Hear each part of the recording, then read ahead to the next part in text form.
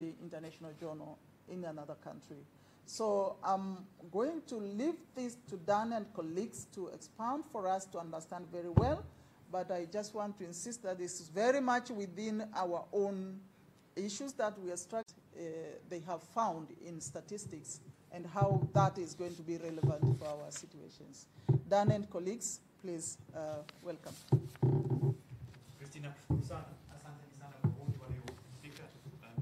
Nimefurahi sana tena kurudi Dar es Salaam, ni mahali ambapo napapenda sana, na kwa kweli nafasi hii ni muhimu sana kwangu binafsi, na ndio kitu ambao naongea nao ni amana. And I'm going to carry on talking in English because I've finished up all my Swahili and I stopped reading. But seriously, I'm very grateful for this opportunity to present research which is very new, and as you'll find out, already quite significant. This work, to the delight and surprise of my co-authors, has already been made the news across newspapers in Europe, across newspapers in Latin America and Caribbean, in North America. It's been published in India. It's been published in newspapers in Australia.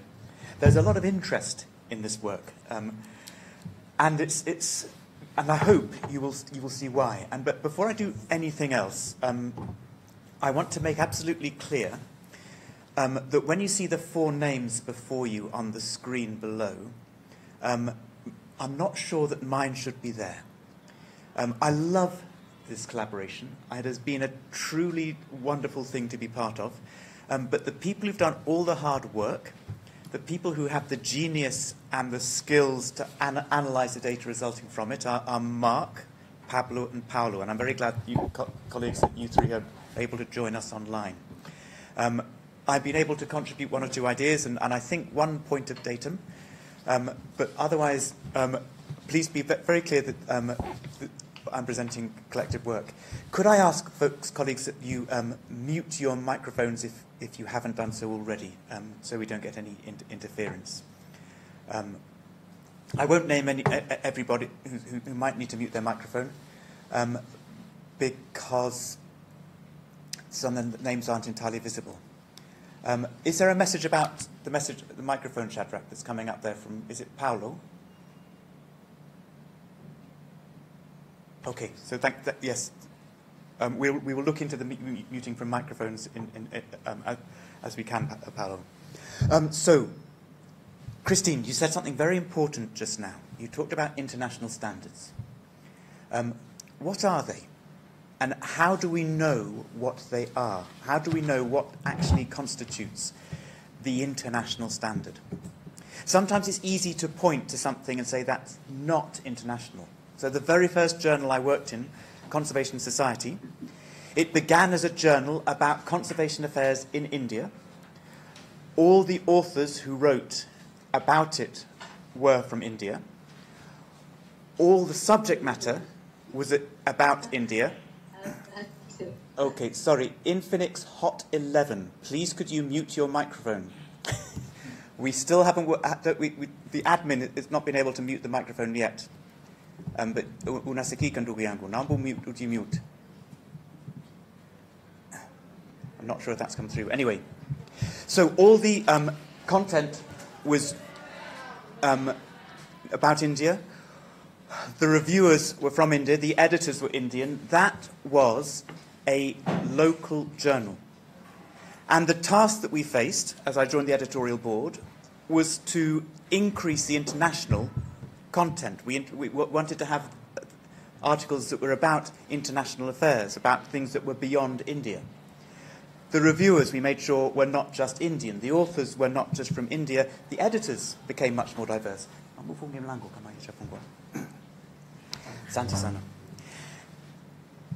And when you join the ranks of the international journals, that should be the great achievement. But what we're going to show in these data is that it is not always enough. And there is, in fact, a third meaning to internationalization, which I think is extremely important, which we need to think about, particularly in the University of Dar es Salaam, where, as I understand it, the University of Dar es Salaam could demonstrate the qualities required, because the third meaning of internationalization is that we need leadership in setting the standards. We need leadership in setting the standards. Because what I'm going to show you is that the standards are changing and they're slipping. Sasa ndugu zangu samahani, kuna jamaa fulani ambao hajazima microphone wake na admin hawezi kumzimia. Admin ni nani? Kuna Wasanga, naomba uzime microphone yako, ndugu yangu. Uzime. Ehe. Haijazimika bado. Christine, who is the admin right now? Niandle, okay. So, that then is the task that we're going to face. We're going to be looking at the origins and nature of international standards and how they have changed over time. And the time period we're looking at is 2016 to 2022. And what we see here is that there has been a remarkable growth in academic output which has come in over the last 7 years. From 2016 until 2022, the last 7 years. These papers only include the papers which are indexed on Web of Science and on Scopus. So there are many more papers which are not actually indexed. And this growth is, mathematically speaking, exponential. I have contested this. Pablo, I didn't think it looked exponential, and Pablo has explained to me quite clearly that it absolutely was exponential mathematically. So, we should instantly recognize that there are reasons to welcome this growth in publications. While I'm talking, if someone could message Wasanga to tell him to mute his microphone, that would be great, because I don't think he realizes that everybody can hear him or her. Okay. So, to carry on, the reasons why this growth it can be welcome and should be welcome is that we know that journals can have gatekeepers. They can prevent people from publishing work which could be published, and more journals, more opportunities to publish are a way of getting around the gatekeepers. Many of us who are researchers know we have work which could and should be published, and which is not published. We call it the file drawer problem, which sits there in our desk. And it is not actually coming out into the public domain. And more publications gives us an opportunity to publish more, to have these outlets for this work. And this reflects broader global investment in research. Many more researchers from many more universities are going to produce more index papers. And it's not just confined to a smaller group of wealthier universities from wealthier countries. We see this in Tanzania. When I began working here in the early 1990s, the two main universities, University of Dar es Salaam, University of Sokoine. And now we have colleagues in the University of Dodoma who are doing world-leading research. They're part of this call now. We have colleagues at the Aga Khan University, again doing world-leading research. You have institutions like the Nelson Mandela African Institute of Science and Technology. I applied for jobs there 4 times, and they said, no, you're not good enough. We have leading universities who are producing more work, so we should recognize that this is welcome. And, at the same time, we need to think about the capacity of the global academic system to produce this stuff. And produce doesn't just mean writing it. It means reviewing it. It means revising it. It means editing it as well. And if we look at that capacity, then this becomes a problem. Because globally speaking, the number of PhDs who are being produced is declining. But this means that, therefore, more papers are being extracted out of basically either what we think is a constant level of researchers. And you can see online editors are resigning because the strain of producing this work is too much. It's becoming more and more difficult to review material because it's harder to find reviewers because the strain of doing this is too much. And then you have recognised problems of what we call paper mills, of fraud, of retraction of papers, because the scrutiny of the papers has been inadequate, which means that you get material which is published that is simply not true. And we saw just last month, in December, the publisher Wiley, which brought the journals owned by Hindawi, have decided to sunset, that's their word, sunset the Hindawi brand, because Hindawi journals became full of rubbish. And they became full of rubbish because the forms of scrutiny and the pressures that academics were under were not adequate. So, to understand what we've done, I think we need to look again at the meaning of publication. And the slides that follow here, we owe to Paolo Crosetto. Paolo, thank you for doing these. We need to recognise there's been a shift in the meaning of publication. It used to be the case, when I first began my research work, before, in fact, the internet was invented, that a journal was a physical thing you could hold. It was a book, and there was limited space in it. There were only a few journals, and it was normal to have a long delay between submitting your paper and it being published. For a start, you'd had to post it to the journal editors themselves. You couldn't send it to them by email. It was free for authors to publish, and if you did that, and if you published, well, you did really well. You thrived. The danger of this model was it was very difficult to get into these journals, so you could have good science that was rejected, the gatekeeper problem, for example. Publication also means now something completely different. A journal is not a thing that you hold, it's not a book, it's a website. There is no limit on space. There are fewer limits on the thousands of journals that can be established. There are much shorter delays between submission and publication. Publication isn't free. Authors pay for publication. And this, by the way, colleagues, is why University of Dar es Salaam journals are so fantastic and so different, because nobody pays, neither the author or the reader. But now, of course, these days, if you don't publish, you perish. And this, then, therefore, has the danger that bad science is accepted. Or take special issues. It used to be the case, and in fact, in some journals still probably is, that special issues were, well, special, really. They were unusual, they were infrequent, it happened only occasionally. They were a really good way of capturing something that was happening right now and was very important, very interesting, and very new and very fresh. And the editors controlled it carefully. And in the journal I work in now, Conservation Society, we used to have a meeting once a year of all these different special issue proposals. Which one would we select? Because we would only allow one. There were far more regular articles than special articles. Now, special issues also mean something that can come out on multiple times every single day.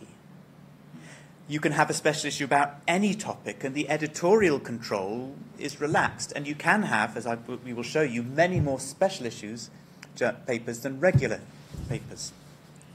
And so, too, the publisher's business model has changed. It used to mean that you have one or two small journals, the readers pay, and they get the publishers get their money through subscription charges. And the task of the publishers was to polish their gems, to make them better and better, to make the journal higher and higher quality. That's what you were talking about, I think, Christine, when you were saying we need to work on our journals to improve their quality through improving the internationalization of the content. And that's what we're committed to at the Journal of the Geographical Association of Tanzania, on which I edit. It's all about quality, which means, therefore, you may not get very much. The quantity declines. Publication now can mean a few journals with a huge amount of content in that single journal. The publishers get their money from the authors who pay a subscription charge. And the task then of the editors is to get the authors on board, to make them think this journal is plausible enough, it's good enough, or it provides a good enough service for them that when they publish, it will be to their benefit. And this, as we'll see, is all about increasing the incentives to have more stuff, higher quality, and it's about less on the quality. So this was what our task was, to understand what we describe as this strain on publication, this increase in journals. And to do so, we imagined, or we simplified the academic publishing world, so it just had three different components. We are the first component, the researchers. The people who actually produce this stuff, whose consent is required before anything can be published. They cannot do anything without us signing the copyright form, without us sending the data in the papers, without us doing the reviewing or the editing. There are hundreds of thousands of researchers globally, and we're very difficult to control. If anyone's been a head of department here and just tried to manage 5 or 6 academics, you know it's virtually impossible. Global academia, hundreds of thousands of people, it's difficult to manage, to intervene, to change the way a global academic community like that works. It's probably not even a community in the first place. But there's a second group, and these are what we call the funders. So these are the universities and the research councils. Now, if there are hundreds of thousands of researchers, there's probably only thousands of funders, thousands of universities, thousands of research councils. You've gone down 2 orders of magnitude. And here you have institutions which can collaborate, where it's possible to see collaborations more easily. You have national education councils, national university councils. You have research councils which are managed by government funding and which can also collaborate. But we can go down even further than that, because the third group that we mentioned, that needs to be analysed in this triangle of interests, you've got researchers, you've got their employers and their funders, you've got the publishers. There are thousands of researchers. There's less than 100, I think, serious, good academic publishers who publish journals. And in fact, less than 20 who are responsible, I would say, for the vast majority of academic output. And so suddenly in publishers, you have a group of institutions where it's possible to imagine controls and limits and governance, collective governance of their behaviour. What we do not have, what we have not had until now, is good comparative data about how these publishers are behaving. And that's what we've set out to do in this paper.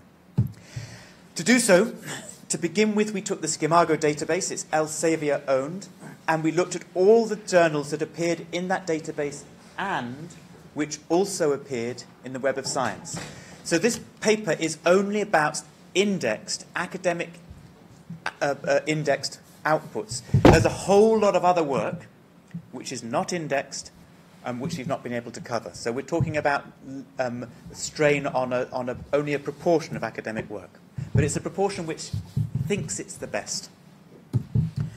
We supplemented that, and we means Pablo, Paolo, and Mark, with web scraping, which we used to determine whether papers were in special issues or not, and what the turnaround time of those papers was. And we supplemented those data with direct requests to 8 different publishers, the biggest publishers, we think, who are producing most academic work. And we asked them directly for data, for example, about things like rejection rates, as well as sending them the first draft of this paper for them to comment. What did we find? Well, first of all, let's just go back to this graph here. You've got 1 million more papers produced in 2022 than in 2016. A very dramatic increase in that 7-year period, from 1.9 million to 2.8 million, which is not matched by the new PhDs. Now, now that increase in PhDs, or changing shape in PhDs, which I'm showing here, refers only to PhDs from the OECD countries. That's where those data come from. However, if you add in India and China, which we can't put on the graph because it's a different form, a different presentation of data, but if we provide comparative data and include India and China, the graph doesn't change in shape. So we think this OECD pattern represents a global reality. We are not getting enough new researchers to produce all these extra papers. Where does that increase come from? Which publishers are producing all these papers? The publisher which produces absolutely the most and is responsible for the absolute greatest increase is Elsevier. But the proportion of increase, which is highest, comes from MDPI. Following that, in third place is Frontiers. And you can see that Elsevier has increased gradually from many new journals, but look at the steepness of the increase of the MDPI curve and Frontiers. MDPI back in 2016 was around the last place of the publishing houses we're looking at. It's now the second most important in terms of its indexed papers. In 2023, they had a whole load more of papers indexed, which means their contribution to the indexed papers here is going to be even greater. A great deal of the growth has come from them. But there's also an interesting way in which MDPI and Frontiers are producing those steeply increased lines that you can see on this graph. And this is that they are increasing the number of papers which are coming out in individual journals. So most of the other publishers, you can see particularly in Elsevier, the papers per journal are declining. But MDPI and Frontiers, they have created this new mega journal, things like sustainability. I think it's very hard to think of a topic that sustainability would not publish. It has a very broad, very Catholic remit to what it takes on. So what we see here then is growth in overall articles which are coming out in the indexed collections, and in the two publishers in particular, a growth in the articles per journal. And we have to ask ourselves, what are the threats here to the quality of the work and to scientific rigor? Rigor is what makes science science. It's because we know it's been tested, reviewed, revised, because it's ready to be refuted and falsified at any moment, that we call it science. So this actually is not it's a very important question. It's an existential threat to the nature and existence of science. Now, there are two things going on in the constitution of this increase that I want us to be aware of. The first is that special issues have a changing role in different publishers. What you see here are the 8 publishers we've analysed, and through the web scraping we can tell that where a journal is in a special issue or not. Now, I want you to notice here that most of the publishers with the blue dots have most of their articles coming out in regular format. The red dots represent the special issues. And straight away we can see that Frontiers, Hindawi, and particularly MDPI have a growing proportional and absolute number of special issue articles. We can see that again in this graph here. Red represents special issues, blue represents the regular issues. And if you look at the far right, you've got publishing houses like Springer, which produce massively more regular articles than special issues. Same with BMC on the left-hand side. And look what MDPI is doing in the middle. A massive increase in articles that derive from the special issues. Frontiers and Hindawi also have more special issues than regular papers. And it's not just that the special issues are changing. There's something happening with the turnaround time. Turnaround time refers to how quickly you move from having a paper submitted to having it reviewed, revised, checked, re-reviewed and re-revised sometimes, and eventually accepted. And most publishers have, on average, a turnaround time of between 4 months and 6 months, 120 days to 180 days. Hindawi and Frontiers have been decreasing their turnaround time recently, so it's now less than 3 months. But again, look at MDPI.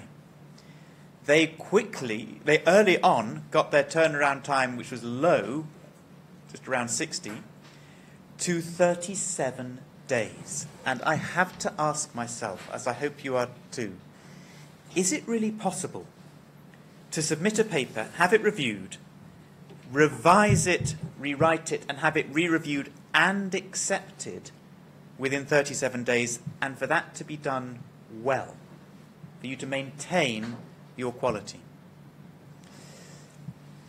Even if we could just write a review in only a day, and many of us can, often that day follows several days of reflection and thinking of how to write what we need to write for the review. And I personally find when I get reviewers' comments, I want to do them as well as I can. I don't want to rush them. Doing them well matters a great deal, especially on collaborative papers when you've got many people's opinions to consult. The thing is, colleagues, it's not just that this is quick. It's that it's universally quick. If we look at the standard deviation around the 37 days, it's, I think, plus or minus 5 days. And again, I have to ask myself, how is it possible for journals across many different disciplines to produce so uniformly fast a turnaround time? Now, the other thing about turnaround times is that turnaround times for special issues are faster. And you can see that in this graph here. The blue line, these graphs here, the blue line represents the regular papers, and the red line, again, the special issues. And we can see that in most journals, not just Frontiers, Hindawi, and MDPI, most journals, the red line, the special issue line, is below the regular paper line. You can see that for BMC, we can see it for PLOS. Not for Springer, interestingly, but certainly also the case for Wiley. MDPI, even though their turnaround time is 37 days on average, it's a day faster for the special issues. And this difference is statistically significant, given the hundreds of thousands of papers produced. Now, why might this be the case? Well, we know that special issues are just a very good way of growing a paper. And this is because I can go to people and say, look, you're an expert in your field, and your field's really interesting and really important. Would you like to do a special issue? We'll make it cheaper for you. And you go to your friends and your colleagues and say, we've been invited to do a special issue. You feel special. And your friends and colleagues will know about reviewers that you can go to. And this is something which is scalable. It's easy to work up to produce something larger. The threat, obviously, is that if peer review is happening so quickly, and if everybody knows each other for most of the output, then you're going to have a difficulty keeping hold on the quality. Now, I would insist that special issues can be special. They could be something which matters. At the Geographical Journal of, what's our journal called? JGAT. The Journal of the Geographical Association of Tanzania, we are planning to have special issues because we know it's a good way of bringing in an international clientele. And I can tell you all, colleagues, one thing about these special issues in the journal, in our journal at JGAT, and that is that they will be special. They will be difficult to get into. The editorial scrutiny will be extreme, as severe, if not more severe, than the other papers, and we're not going to make it faster either. These issues are going to be something that it will be a privilege to publish in. But we have to maintain that standard because the international standard of special issues is in fact slipping. So, Gabriel, non busime mic, samahani kidogo. Asante. Okay, let's move on to rejection rates. Asante. The thing about rejection rates is that these data are not easily available at all. It's very difficult to get rejection rate data, with the exception of the MDPI publishing house, which is the best at being transparent and making their data readily available. There's also no clear definition of what the rejection rate actually means, and there's certainly no clear link between rejection necessarily and quality, and I'd encourage you to read the paper to explore that. And we've tried to divide up rejection rates in different ways. We've looked at rejection rates as they vary according to the age of the journal. We've looked at variation according to the number of publications that have been produced. We've looked at the relationship between rejection rate and citation, as you can see on this graph. And the only thing that appears to matter when it comes to what explains the trends of rejection rates is the publisher. Rejection rates are peculiar to publishers. We only have 4 whose data we can share. The interesting thing here is that there is a common trend, again, with the MDPI. They're extremely transparent and available data. Shows that as these journals have become larger and more productive, particularly in the last 3 years, for which our data are collected, that rejection rates have got lower. It is, in fact, now harder to get your work rejected than accepted. Rejection rates are below 50% for most of the journals and most of the papers coming out. And in fact, rejection rates are lower where there are more special issues. That's what this graph shows. Journals which have a greater share of special issues for both Hindawi and MDPI have lower rejection rates, which raises the question, well, does this show us that it is, in fact, easier to get into these special issues than it is in other cases?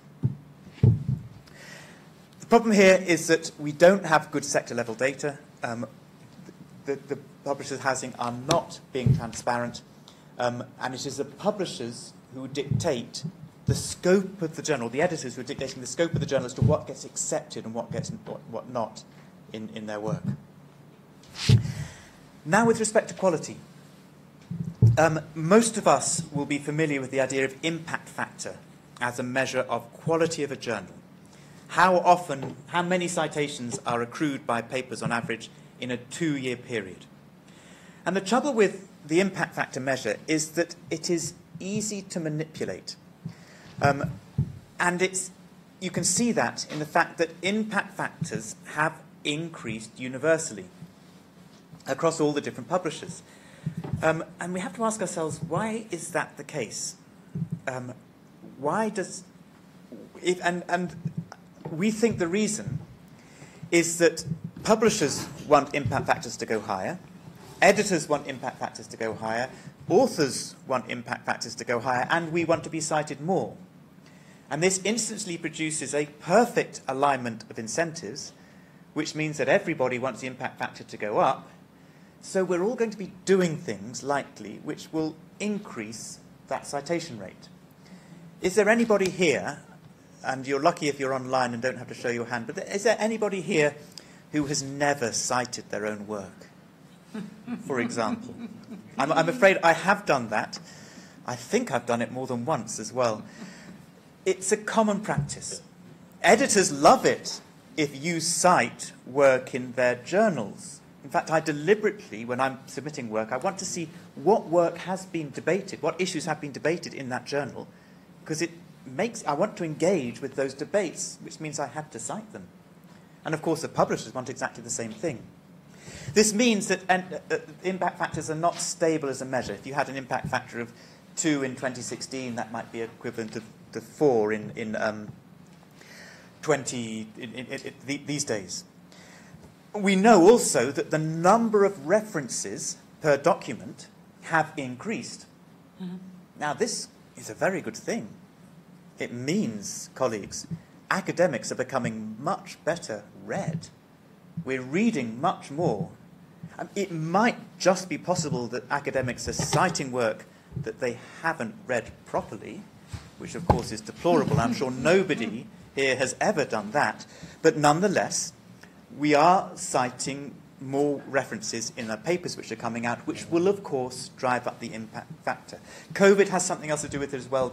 For some people, COVID meant more writing time, more reading time, more things to cite and more things to produce. So impact factor goes up. It inflates, and we need to control for it. And what we have done, and this is Mark Hansen's work, what Mark has done is he's found a way of coping with the fact that impact factors obey Goodhart's law. Impact factor is a measure. It's a measure of how prestigious a journal is. But it's also a target. And as soon as a measure becomes a target, Goodhart's law states that it will cease to become a measure. Because we will try to change our behaviour according to that measure. That measure becomes our target. You're told to produce more papers? Fine, I'll produce more. There'll be rubbish papers, but there'll be a lot more of them. And that's what you want. Well, I can do that. The risk is that if we're told to internationalise, we will internationalise in ways which are not good for our academy, for our work, for our research. And that's what we have to be careful about. What Mark did is he compared the impact factor, the raw number of what citations are produced in the last 2 years, with the Scimago Journal rank, which is a measure of citations that controls for this the fact that we cite along our networks, that we self-cite, that we cite the same journals, and it doesn't reward this practice of self-citation. So it's a more rigorous measure of how often a work is being cited. And if one takes the impact factor as the ratio of impact factor to the Scimago Journal rank, then what we produce is a measure of impact inflation, and we can see who has been inflating their impact more than others. And what we find here is that there are 2 publishing houses who have been doing the most impact inflation, or who have demonstrated the most impact inflation, MDPI and Hindawi. Interesting, please note that Frontiers, which has been prominent in the special issues and prominent in the growth of its papers, has not demonstrated the same levels of impact inflation. They're actually behind Elsevier, as shown on this graph. Self-citation rate, again, MDPI appears as the journal publishing house which is most prominent with respect to citation. Let me summarise what we've just learnt now. That impact factors are going up. There's a lot of self-citation, especially by MDPI. And this means that we have a distortion of the quality signal that impact factor is meant to reveal for us. What do we learn in total from all of this? I'd encourage you, colleagues, to look at this paper in the online in the website. This table shows on the left-hand side the figures for 2022, and on the right-hand side the change in those figures from 2016 to 2022, and it compares the total papers produced, the share of their special issue, the turnaround times, and the rejection rate. We have to notice that MDPI stands out with bells on when it comes to this table.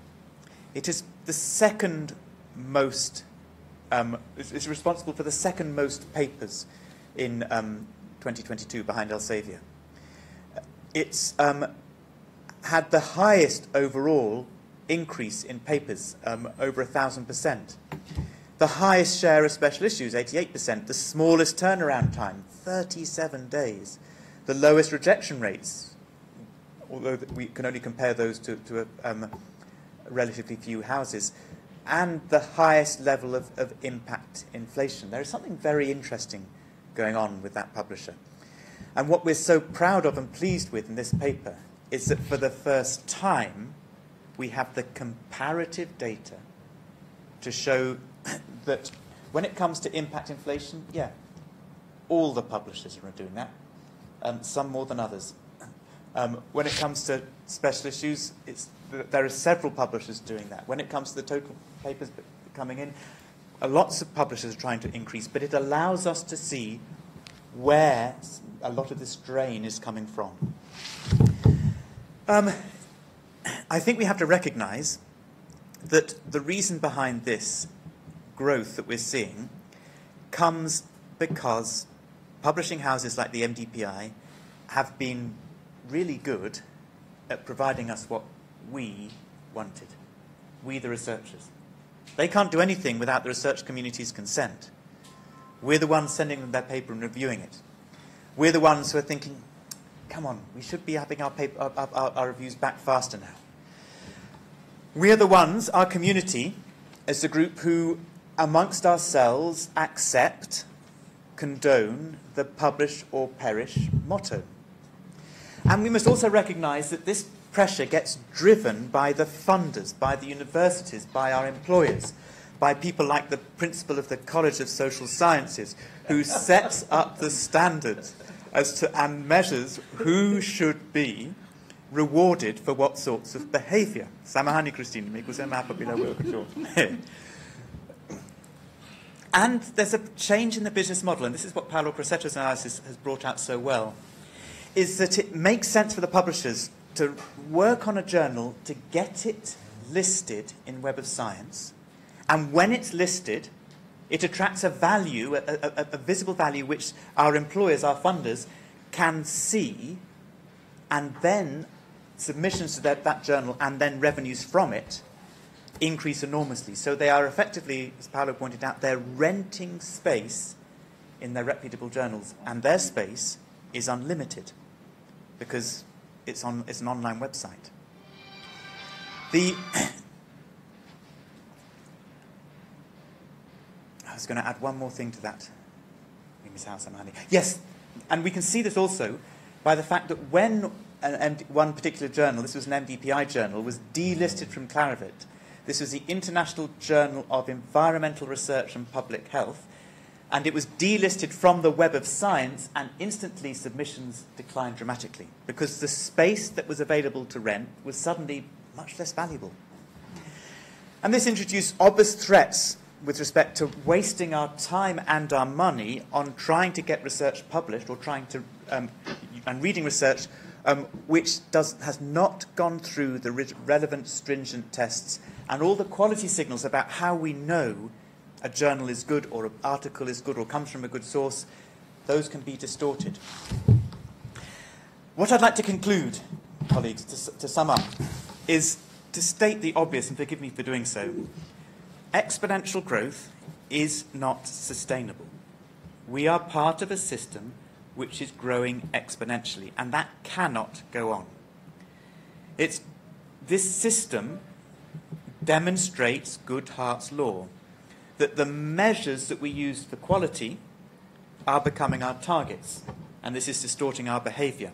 I'm talking about us as researchers rather than the publishers and those governing them. We should note that although MDPI, Frontiers, Hintawi pride themselves on their open access work, open access isn't the problem here.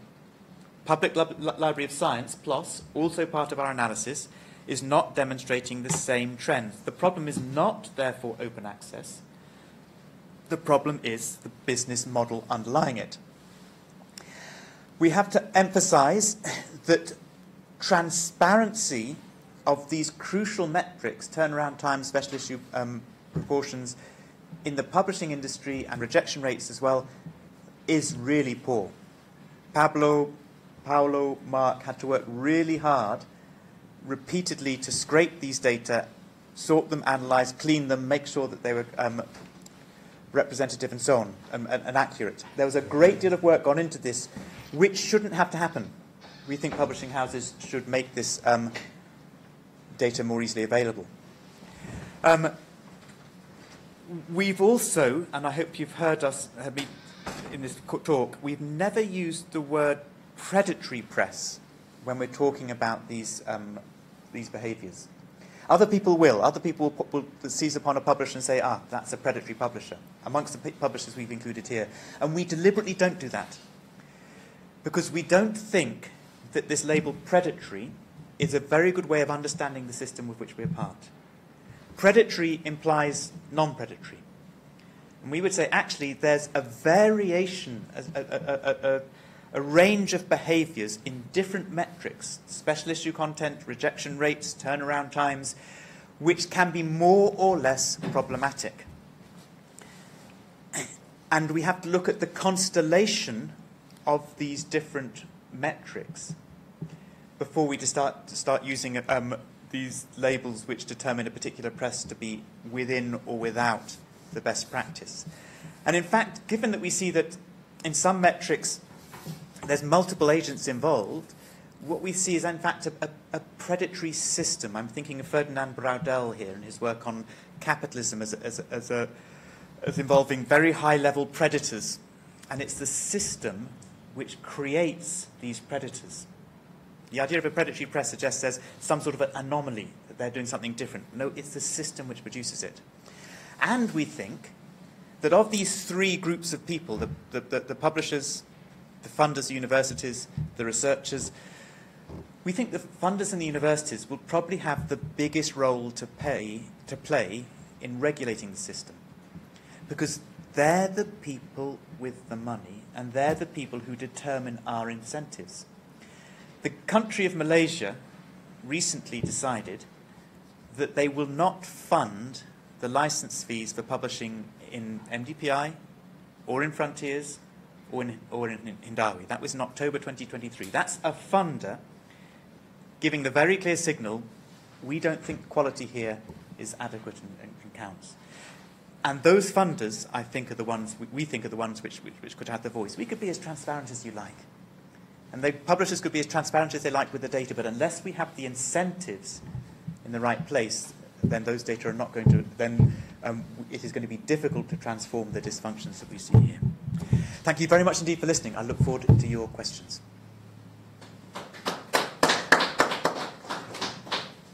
Thank you very much, Dan, and colleagues. There's a lot to chew from these statistics. I'm sure people are struggling with many questions now, and I have a lot as well for authors, for data managers, for publishers, for editors who are here in the room. I know a number. I'm also the chief editor of JCAT. So online, I have seen colleagues from Dodoma, University of Dodoma. I know there are colleagues from University of, I have seen SUA, I've seen Ardi, I've seen Muimbili, I've seen Aga Khan. So we have a lot of interest in what Dan has presented. So please, you are encouraged to ask as much as you want. Given the limited time, we will try to respond anyhow. Dan? And I'd just like to add, Christine, that please keep an eye on the chat, because my co-authors are adding to and correcting the various mistakes that will have made in this presentation, so do have a look at that too. Yes, we'll also be checking the questions from here, so you can also ask, drop your question on the chat. We will also read it. Who would want to start? I will quickly give space. Anyone online or here? Karibuni.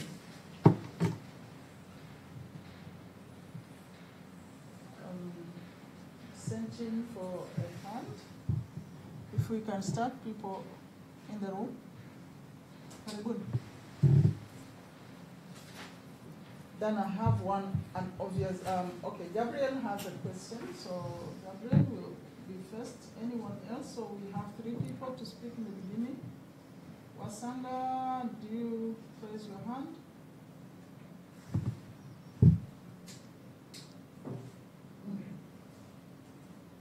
Wasanga, do you have a question? Hello, we can hear you. Yes.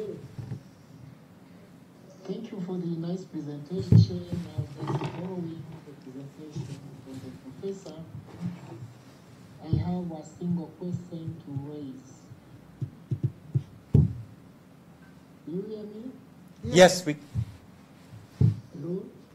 we can hear you well. Thank you. Please continue. Why MPDI is mostly treated as a predatory journal? Okay. Thank you, Asanga. I did. You asked, why is MDPI thought to be a predatory journal? So, Yes, yes. Okay, let me answer this then from my own personal experience, because I had a dispute on Twitter with somebody, a colleague, good colleague and friend, who did not like my early reports about MDPI, because this person thought that MDPI was a predatory press. And I had looked at their data, which was so easily available, and I could see that their rejection rates were particularly high. Were not particularly high, but were well over 50%.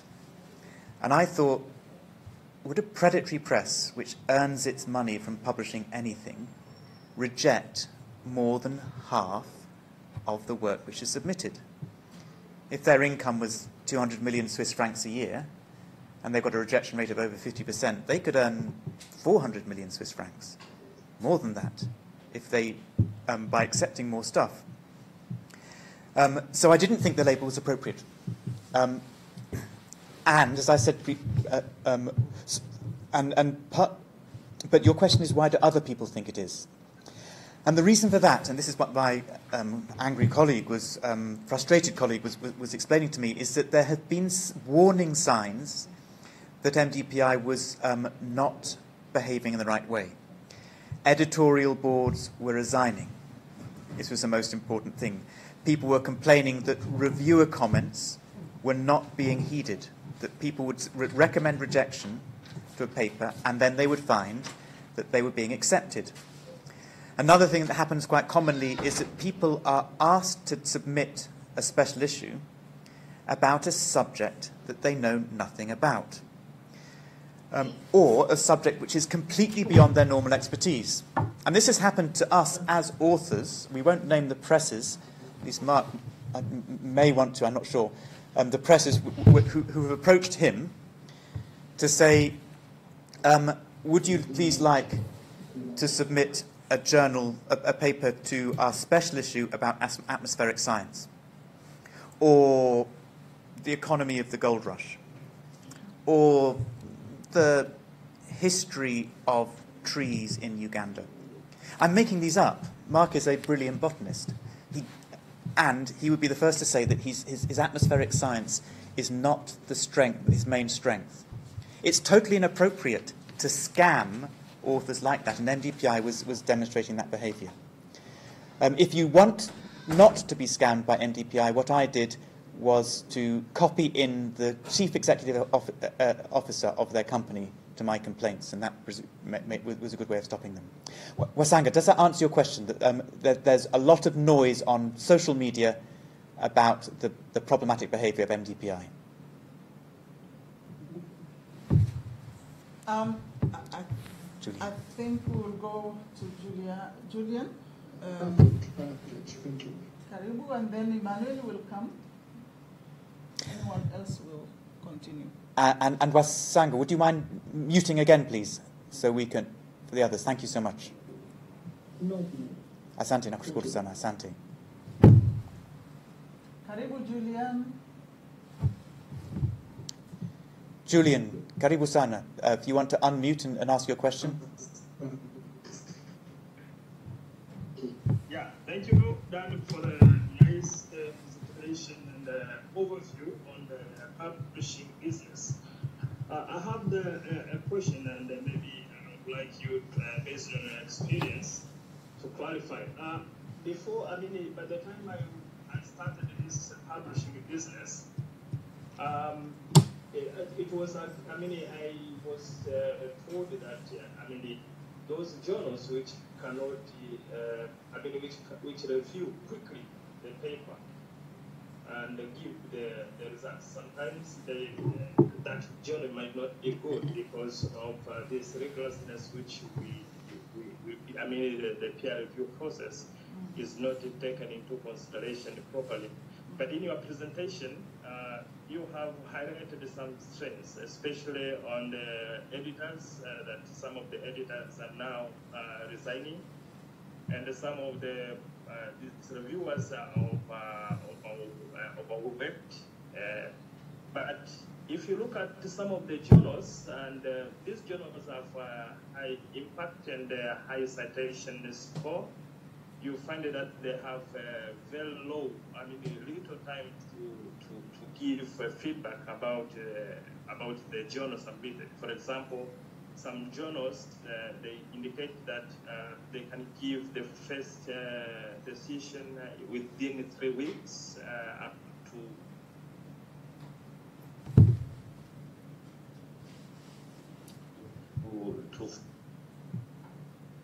what is your adding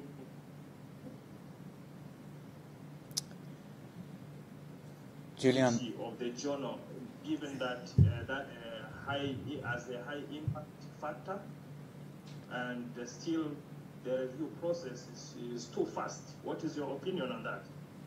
So Julian, I'm afraid your question cut out at the crucial moment. Could you repeat it, please? Okay, sorry, somebody, yes. And in fact, Julian, it's cutting out again. Sorry, somebody. Could you write your question? Can you hear me now? Only intermittently. What I suggest you write your question down and put it in the chat. That would be the best thing, I think. Okay. But I Can guess you hear me now? Try it now, and if not, we'll put it in the chat. But try it again now, please. Okay, let me try. No. in My a very question is summary, on the time of the first. Julian, could you summarize? Yes, my question is on the time of the first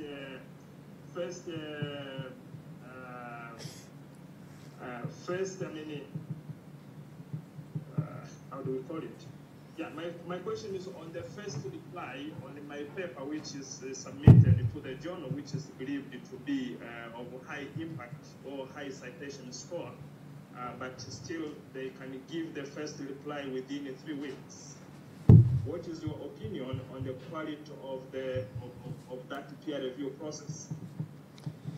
So thank you, Julian. Please do mute the mic again as well, Julian. Thank you. So there is a complicated relationship between rejection rate and quality. It is not always the case that a high rejection rate means you get very good quality papers. The best journals, Nature and Science, I look at some of the stuff which they produced and I think, oh my goodness me, that was really bad. And the next thing I think is great, now I can write a letter to Nature and Science and show them how bad it was. You have to be careful about this relationship. Nature and Science will desk reject within 24 hours, 48 hours. They put a lot of resource and time into that, and I'm grateful to them for doing so. To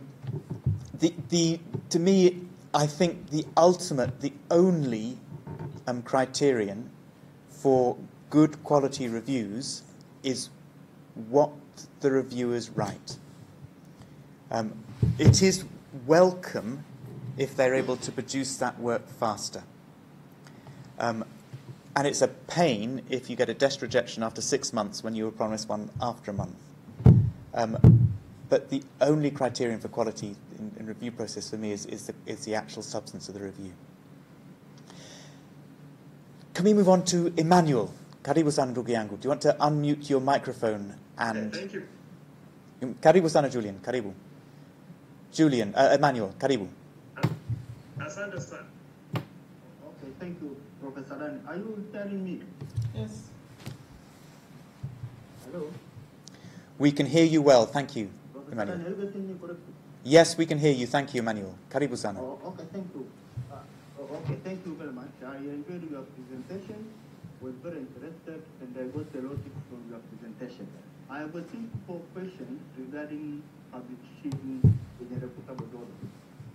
For example, I published a paper in a journal, for example, the IAS of State, and later on I recognized that my paper will be published in a predatory journal.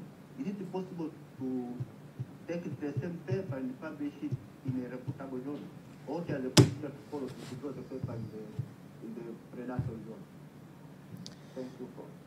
I've not come across this question before, Emmanuel. I think the answer is no. And this is because no journal will take anything which has previously been published. And in my experience, you have to sign a form which says this work has not been published previously. You may be able to get your paper retracted, but the retraction is normally something which is done by the press and not the author. And so I think it may be difficult for you to retrieve that, that paper. You're probably going to have to write a completely different paper in order to get your work into the public domain through the legitimate source. I'm sorry if this is bad news for you. Well, thank you, Emmanuel, for joining from Open University of Tanzania. I see Matthew Buki. And Robert Katiro. Udom, I think, will be followed by Katikiro, and then Newton and Agustino. We have a number of questions. Dan, can we actually take questions and you will respond? Okay, let's do this in pairs. Buki and Katikiro. Karibu sana. Buki, number one, you go first. And thank you for being online. It's nice to be with you. Yeah, thank you very much, Dan, for your nice talk. Quite important. I think it's very relevant to universities in Tanzania, including our University of Dodoma. So, yeah, so as usual, I've enjoyed your presentation, and I have 3 questions that I would like to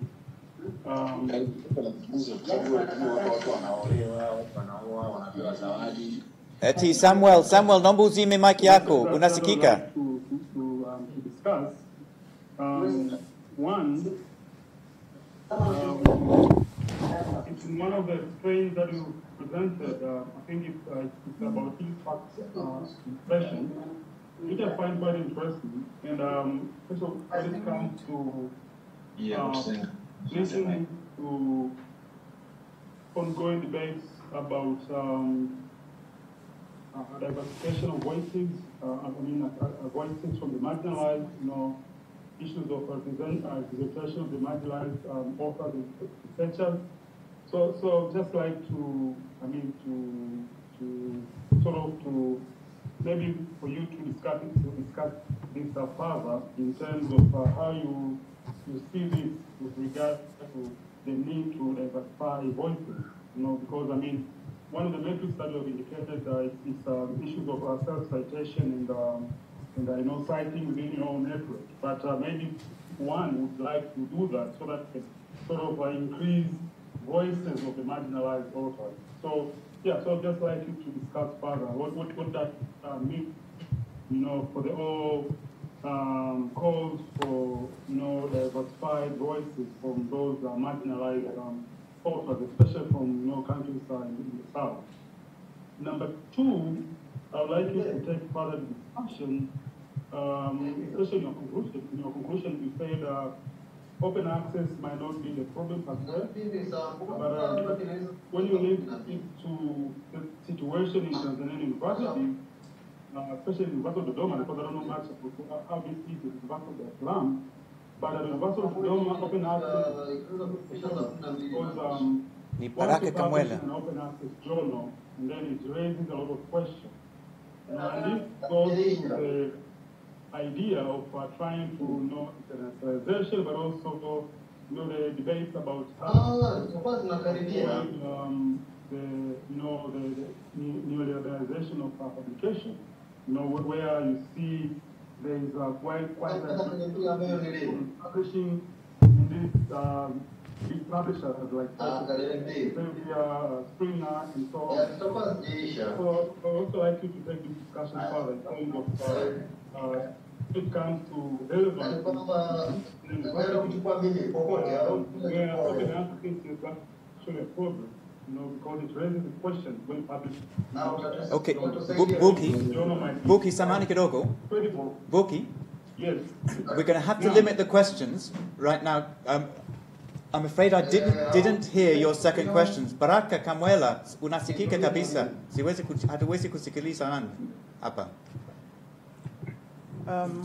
Buki, Nico, so, continue. please could you... So if you could write down the second question, Borki, I will then... Right, no problem. Then, if you don't mind writing that down while I'm answering your first question, and then also we'll give space to other people. We'll come back to you again, Borki, for your third question, or you can put it in the chat as well, so it's not lost. Plus Matthew and Mark and the others are online as well. So, the need to diversify voices.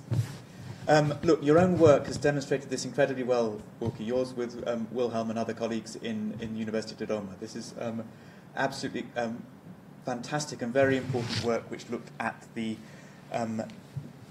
research patterns of who does the research on Tanzanian conservation and ecology in the last 50 years. And what you demonstrate so well is that it is dominated by voices from the global north. This domination in Tanzania has come in the last few decades. And you have to ask yourself, how is it possible for this domination to happen? How is it possible for Tanzanian voices to become marginalised and for voices in the global north to become so prominent? And the politics of publication are going to be one of those reasons. Precisely for the things that you mentioned, Borki, that people will form an epistemic community and an epistemic grouping, and they will support each other, they will cite each other's work, they will favourably review research grants when they come up. This is normal academic behaviour.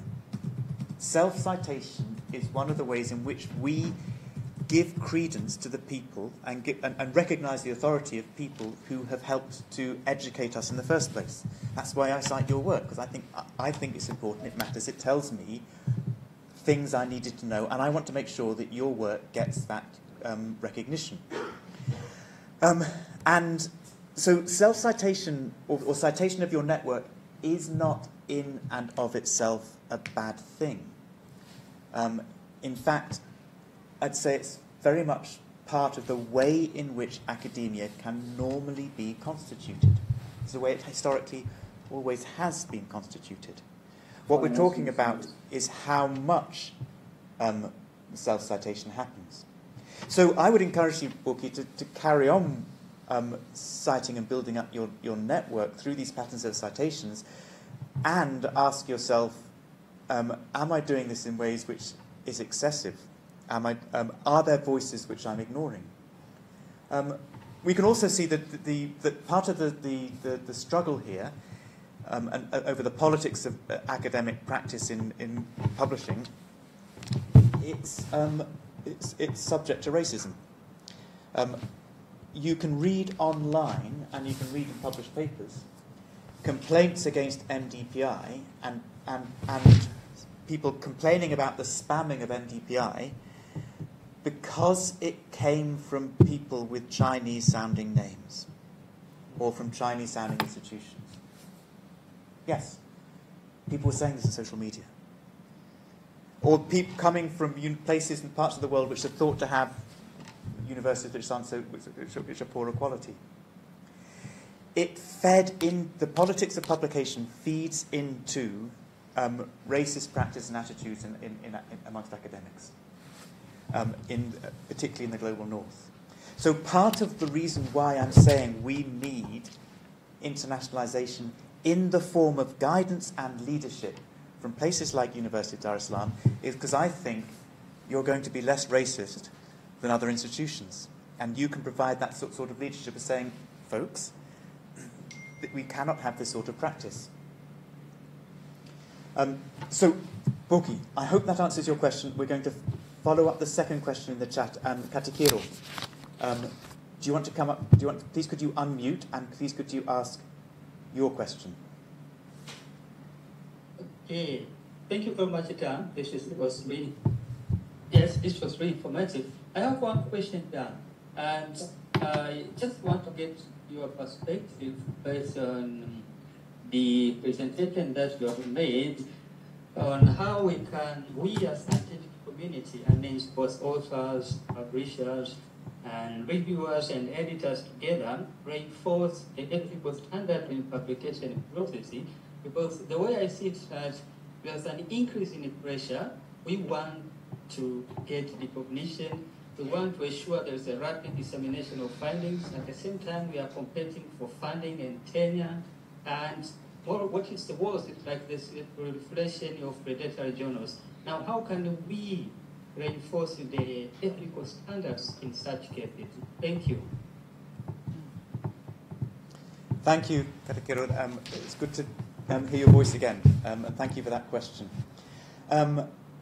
I think, and I'm speaking here to any mentor, any PhD supervisor, any principal, any head of department, it's a question of reminding our colleagues, our mentees, our students, ourselves of the reason why we are doing what we're doing. Of insisting that you cannot cut corners and making it quite clear of what the implications are, what the risks are to your reputation as a researcher if you do cut those corners. If you publish a lot of work in journals where it's easier to publish because it's faster, because it's low rejection rate, then this will have material consequences for your reputation, for what people think of your work, even before they've read it. Even if your work is good, we will be thinking, but why did they publish that in this journal? It's about as well building up a love for peer review. Now, this may sound hard and difficult, and it may sound strange, and I'm been more than usually fortunate because I come from a very academic family, and so I had close relatives who were peer reviewing my work from quite a young age. But what they taught me quite clearly was that a critical peer review, somebody who writes everything that is wrong about your work, that is the most valuable thing. That's the best thing. And I think I've published around about, I suppose, 150 or so, maybe a bit more than that, peer-reviewed papers. Each one has probably had between 2 and 6 reviews, because most of my work gets rejected when I first send it in. It's only after I've been through the revisions 2 or 3 times that it gets accepted. So I've probably got a sample size of at least 300, maybe 500 reviews of my work over the years. With only 2 exceptions, by far the best reviews I have ever had, the reviews which I learnt the most from, are from the people who rejected my work. And they told me exactly why this was wrong. Only 2 occasions have I had a rejection review and thought, that was a mistake. Only on 2 occasions. On every other occasion, and there are lots of them, most of my work is rejected. Those rejection reviews were the ones I learned the most from. So, Katakiro, what we do is we cultivate a love for rejection. Because if we love the rejection, if we love the rigor, then we will go to the places where we can get that sort of serious, careful treatment. I hope that answers your questions, Katakiro. Do tell me if not. We'll go on to Augustino and Newton. Augustino, you go first, please. Karibu sana, Katakiro. Thank you, Dan, and thank you as well the organizers. Mine just one, just to understand the global distribution, the geographical distribution of your findings. Just to understand where such contributions come from. Asante. That's a brilliant question, and we have no answer to it, I'm afraid. We haven't analysed which institutions are publishing in which papers in which journals. For geniuses like Pablo and Paolo and Mark, that's a web scraping task which they're likely to have concluded before this seminar is finished. They are that good. Don't let me down, folks. Can I have a quick summary of those data by 4 o'clock? You've got 26 minutes. Seriously, Augustino, it's a very interesting question. And I would but we do not know the answer to it. That's the place for future research. Sorry, but I can't help you there. Newton, please unmute and let us have your question. Thank you very much, and Madam Christine, for this coordination. And actually commend the presentation. My name is Newton Kiando from the Tanzania Institute of Accountants in their campus. Yeah, I have two questions. One is that I would like to get a comment from your presentation. I see on your analysis you are kind of putting a doubt on the time that is spent for turnaround as one of the criteria to classify or to kind of to question the quality of paper. Can I get your comment on what's the role of the technology in facilitating the communication? Because I believe that when you review for 6 months does not make it necessarily a good review. But again, the information exchange is quite fast. What's your comment on that line? The second part, the second question is that I would like to hear from you. I've not heard about the aspect of investment in the publication. If you have heard it clear from Madam Christine, that when you have more than 20 journals in a university, and you have 85 or 87% are being classified as local, if I connect that to what you have said on the journal from which you have described a very nice aspect of internationalization, which is calling for international participation in the review process. I would like to get your comment. What do you say about the investment that is supposed to put in a journal? Because I look at it, I think what we're investing in our journals kind of make our journals local and static, while the quality of the work, they actually not as local as one would say. I connect this to an interaction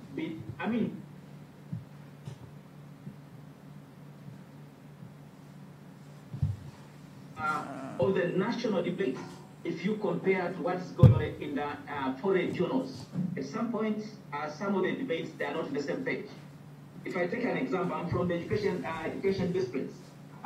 If you look at the conversation on access and quality of learning in Tanzania, it may not be in the same page as the same debate on access and quality of learning in the global north, because you are dealing with the artificial intelligence, while we are still struggling with infrastructure and content.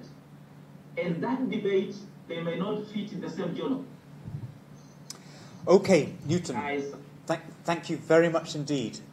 These are two really interesting questions, and in fact, I think your second question is close to the question that Bulki asked about internationalization and neoliberalization and the role of profit in academia. So I'm going to try and address both of those and answer your question as well, Bulki, at the same time. So, with respect to technology and speed, I want to be very clear that the fast turnaround time is something that the market demands. It's something that researchers demand. It's something that we all want. So we can't point to publishers and say, oh, your turnaround time is, you're making us publish our work too quickly. You're then harassing us for papers and reviews and things, but this is something that we do sign up to. And we also have to recognize that there will be some academics, I mentor some academics, who have to produce 5 papers to get a permanent job within a particular time, and they may find themselves in a position where they have to go to a journal which produces a very quick turnaround time. Otherwise, they have no job. That's the pressure they're under. And their employer doesn't mind if it's a bad journal, that they go there quickly. Speed is built into the system. as a mentor, I then say, well, you can do that, but after you've got your job, don't do it again. And if you do that on joint work, take my name off that paper, because I don't want my name associated with that work. What you're doing is necessary but dangerous. And I mentioned this, Newton, because this issue of technology, I don't think is relevant to the question of speed. All the publishing houses we've looked at have roughly similar forms and levels of technological investment. There's no particular publishing house which has got a much better journal management system, or is way ahead of its controls over AI, or has a better reviewer management system. They're all, in my experience, reasonably similar.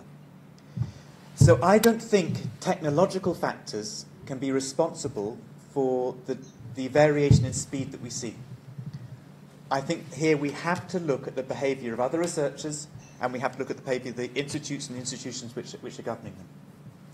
Now, this question of investment and cost.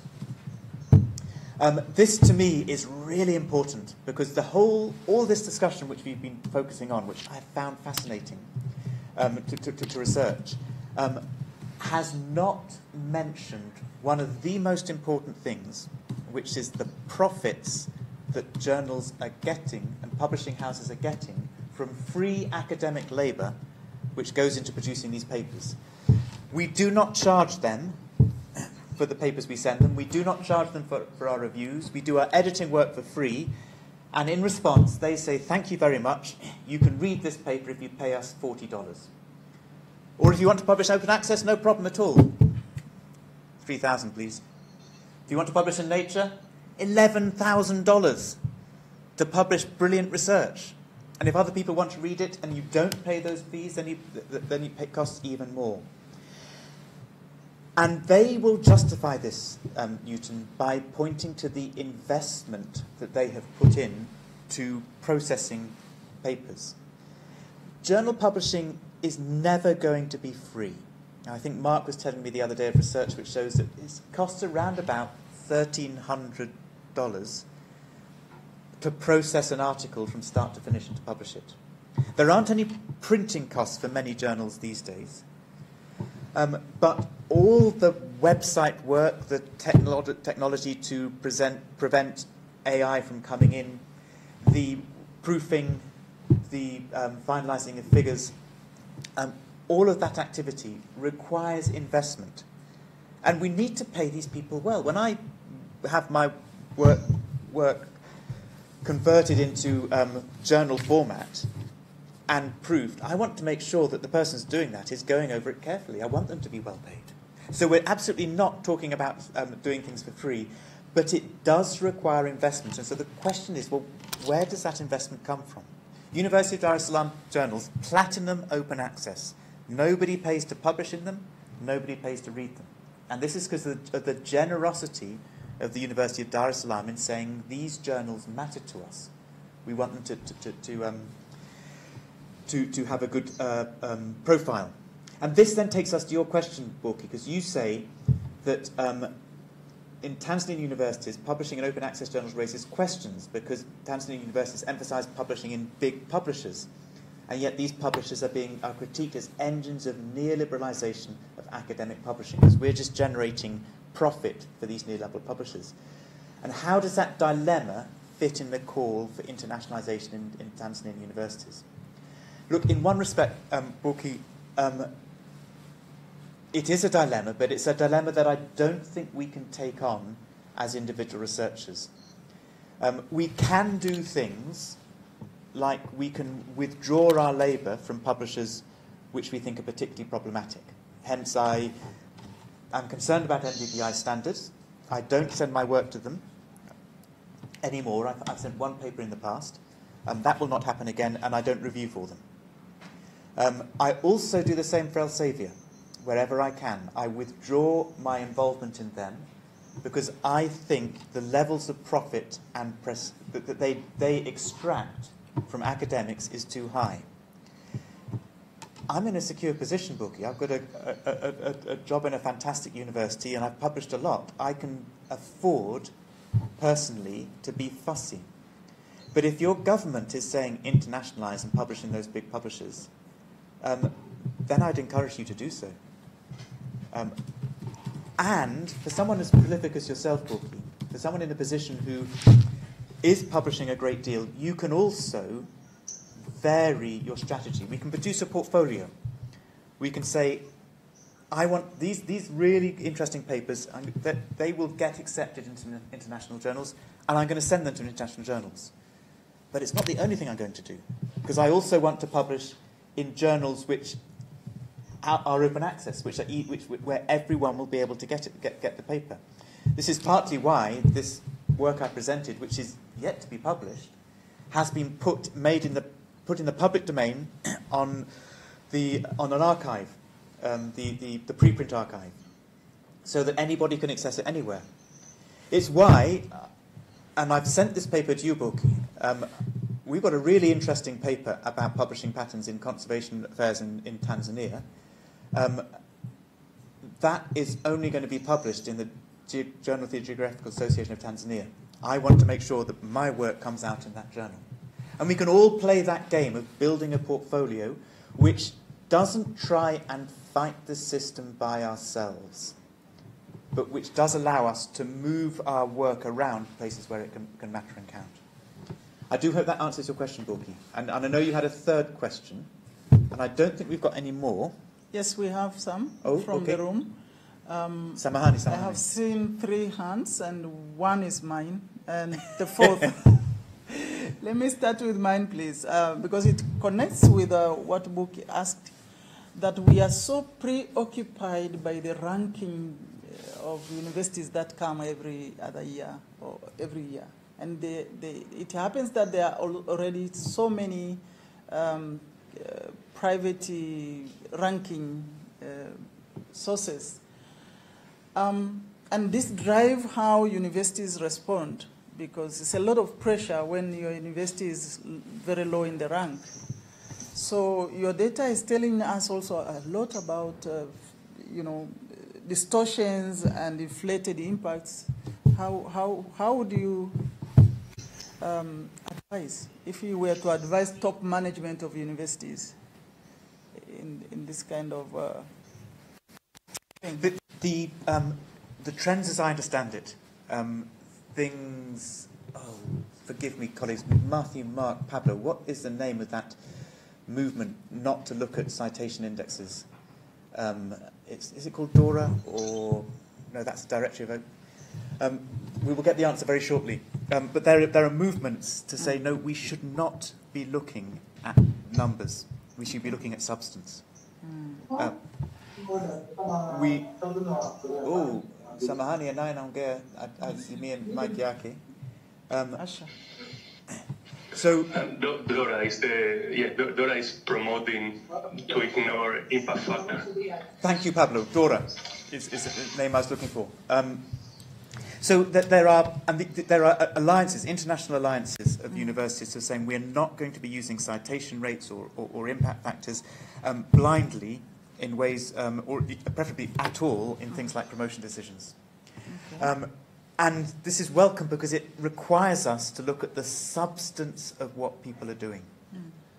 I don't think it's difficult, for example, to promote internationalization within the journals of University of Dar es Salaam. And this is what we're planning in the Journal of Geographical Association of Tanzania, JGAT. We want it to become more international. We want to have more international content, more international reviewers, more international authors.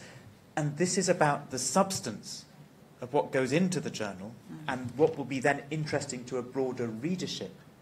I don't think we've ever talked about ranking for that journal yet. No, it's a discussion which is ranking free and creating environments where ranking isn't mentioned as a word. Now that's the challenge, I think.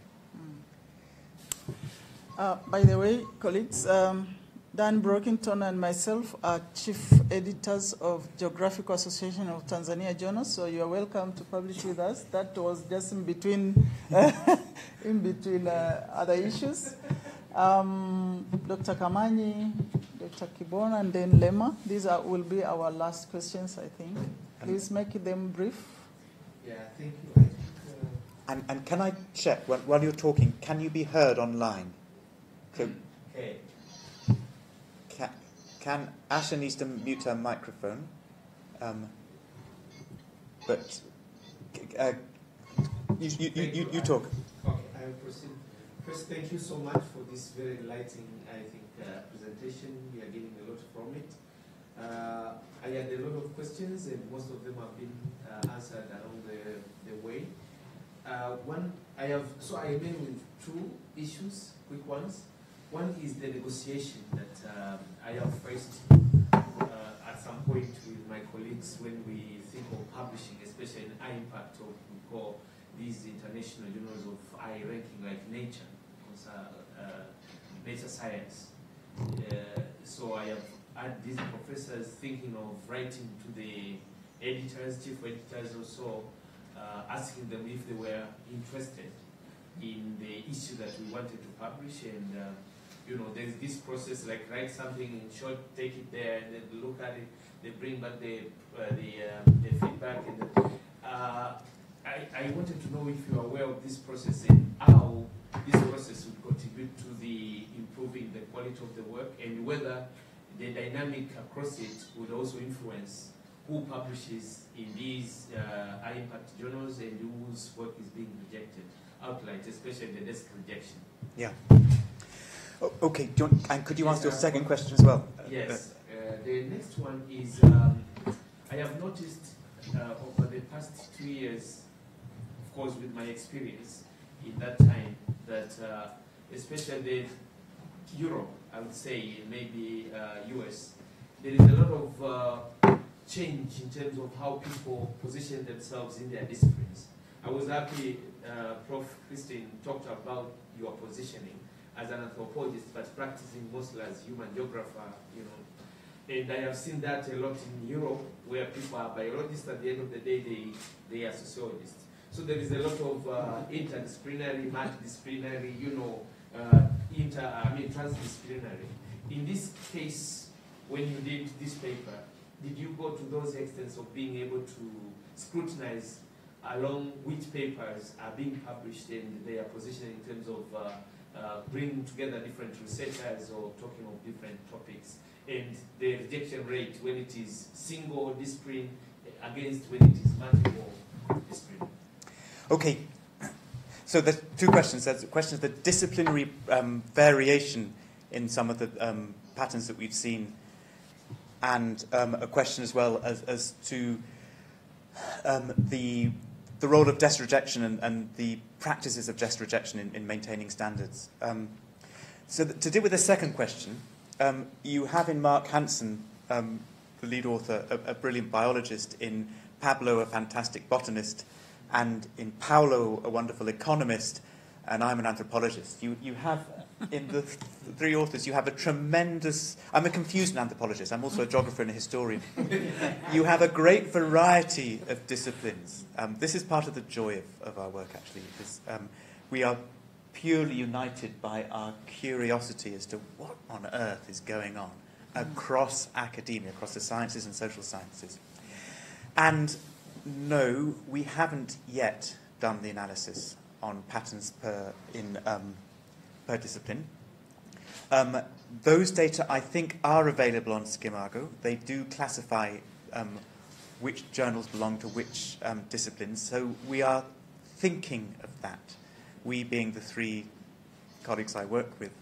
The vast majority of the work that we're looking at is coming from STEM, science,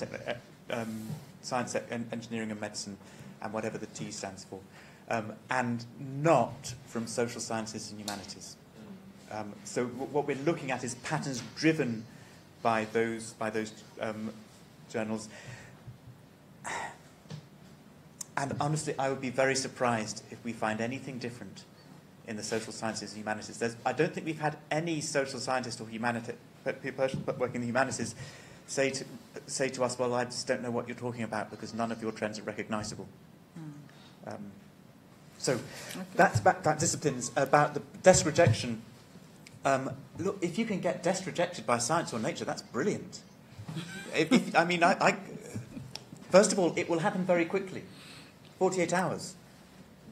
And the work required to turn your paper and to think about your research as something that, will Science and Nature be interested in this?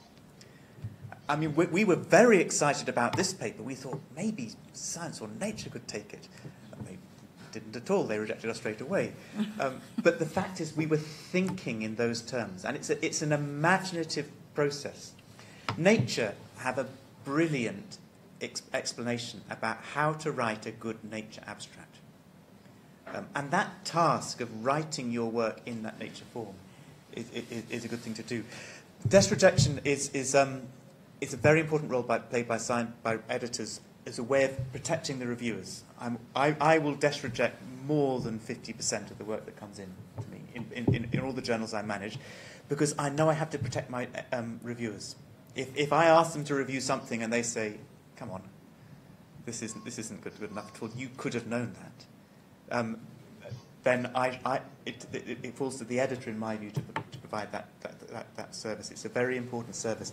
To be done well, it then needs to have the good letter explaining why you're not going to get the review. But to me, it's very vital important of the work, part of the work done.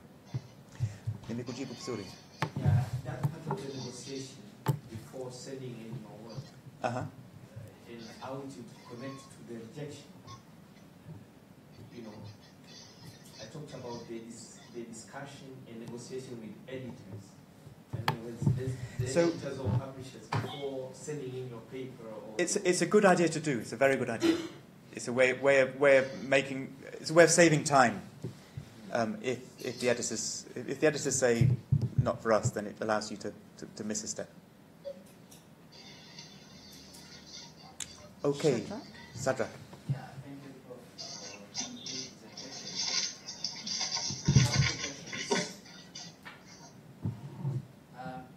one is on that MDPI, Serbia, these are just publishers, but they have a good number of journals which are published by those journals. Is there a way that is one can transfer the right from one publisher to another? If maybe decide to change it, so maybe there a way you can change. Another question that being predatory or maybe low impact factor, with low impact factor, is it a necessary condition for anything? I want to think of whether those which have a high impact factor during their first issue, the festival, what were their status? So that maybe even if we have some journals which have low impact factor, so that you may think of maybe expecting to have high impact factor. Anyway. Okay. So, first question, if you've published in one journal, could you actually get them to transfer copyright and publish it elsewhere? No. No, once you've published it, you've published it. You have handed copyright over to the publishers. Anybody who wants to reproduce it has to go to that one publisher to require permission to publish elsewhere. This is why you have to try and get it right first time. It's why we aim for the best possible publishers when we first send something in, and then I encourage people to have what I call a bounce strategy. You've gone for Nature, 1 day later you're rejected. You bounce to Science, 1 day later you're rejected. You bounce the Proceedings of the National Academy of Sciences, 3 days later you're rejected. You bounce to Journal of the Geographical Association of Tanzania, a week later you're rejected. You bounce to Geoforum, a week later, and you carry on, but the place you end up in is the place you have ended up in, and you cannot move it. So if you start really low, if you start at the Journal of the Geographical Association of Zambia, in instead of the Journal of Geographical Association of Tanzania, and they say, yes, you've missed your chance to publish with us. Yeah, not about you. Maybe about the editorial board. No. Then the editorial board decided to be attached from one publisher. Yes, so an editorial board, and there is precedent for this, an editorial board can resign en masse and say, we don't want to publish, we don't want to work for you anymore, we're going to work for a different journal. I'm very proud that the journal we have submitted this paper to is a journal which used to be publishing for Elsevier. And the entire editorial board resigned at the same time, and they set up a brand new journal. I think it's with Michigan, isn't it? University Press, MIT. And they said, we're going to Massachusetts Institute of Technology Press. They said, our new journal, Quantitative Social Science, QSS, is going to have a completely different publishing ethos and very different fees. So the open access license, which we will pay, is $800 for this journal, if we are accepted, when they do our reviews, because they're taking far too long. In Elsevier, it's $3,000. So editorial boards can move, they can resign. We call it flitting, in fact. What was your second question? Right. No, so being a low-impact predatory journal is not a necessary condition. Predatory describes publishing anything, regardless of content, because it earns them money. That's what predation means. Whereas being a low-impact journal just means you haven't been indexed yet, or you've been indexed and no one is reading your stuff. And you can improve your impact factor quite easily. Impact factors tend to go up all the time. So this is it's not a necessary condition. Thank you very much, Dan. Can we hear from Lema, the last question, please? My last question is actually very interesting, following up the investments in publications. And two things. One is what will be the appropriate investments for in the sides of the university, but also the government. And I'm talking about the appropriate investments and the outcome that we expect when we invest in publications. What will be the expected outcomes? And I'm speaking this with the recent debate that is going on regarding the rewarding the author after the publication. I think we have that policy within the university and even the government cycle. But only recently I saw a critique coming from the University Academic Assembly, looking at giving the money to the author. Maybe there was even questioning the amount. Why should you give this amount? Why not invest in something else? So or reduce the amount. So I'm trying to look at the incentives that goes to the author beyond the promotion that we know for the academic promotions, and what are the implications of this. And the model, I think there we talked about the role of the funder, the government, or the universities. And so I'm looking here, the policy that is being challenged, it's a move by the government to reward those who publish in the high-class, high-impact journals, world-class. And academic community coming in as a sort of a critique. So I think it is also a policy question. And we're actually talking with the Minister for Education. And that's where that critique came from. And I was surprised. Even the Minister was a little bit confused. Is it bad to reward these people, to give this amount? Okay. So we're talking about the Tanzanian government policy of rewarding authors Yeah. for their successful Yeah. publication. Yes, yeah. And the first thing I want you to hear very clearly is mimi ni mgeni. Yes. Mimi ni mgeni. Sina sauti hapa, mawazo yangu hayana muhimu yoyote. As I'm a guest of this country, and I'm not going to make any comment on Tanzanian government policy. I will make two observations which may help the discussion. Three observations. The first, actually, is that when I hear a call for internationalization of academic research, I love it.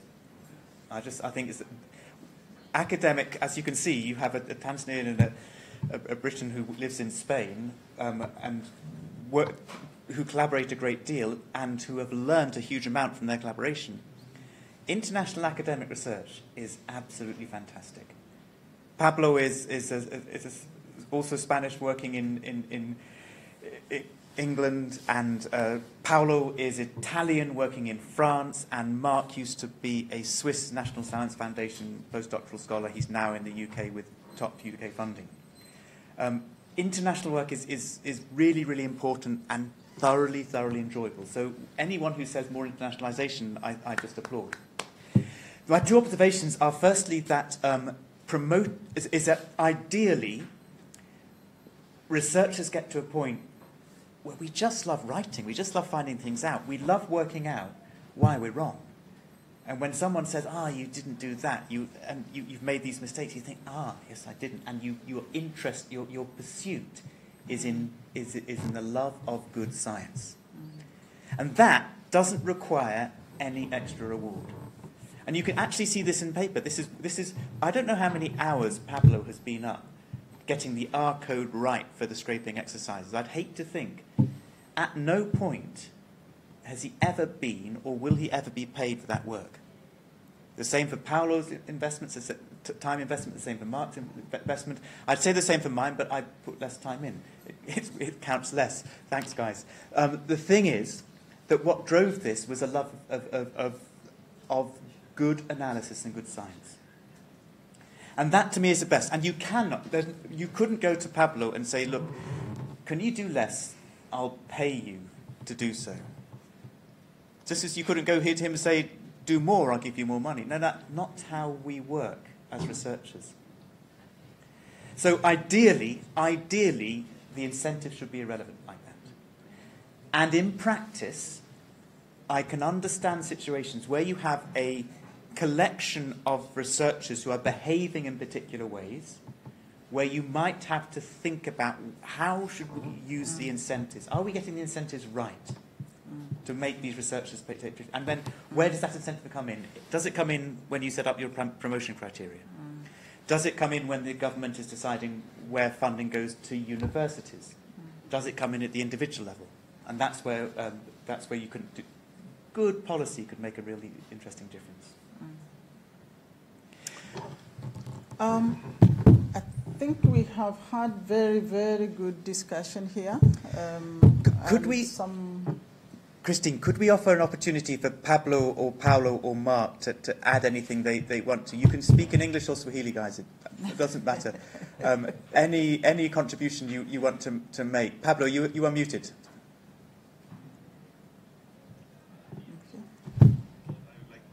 Thank you. I think Dan is one of the most humble persons. I know he always says, I haven't done anything. He's lying. He's done a lot, but he doesn't want to acknowledge it. And mostly, I think the conversation has gone very well. So I don't have anything extra to add. But if you are looking to publish something, you are afraid of falling into predatory practices, it's always right to ask a colleague what they think about that journal. And I understand there are pressures to publish in the most prominent journals and all of that. But don't forget there are small journals with great people behind, and there is great science inside as well. And at the end of the day, I think every article needs to be in the right journal. There's always a right journal for an article, and that's it. Thank you very much, Dan. And thank you very much, all. Thank you, Pablo. Thank you very much. Paolo, Mark, you're going to jump in. You don't have to. You'd be welcome to if you wish.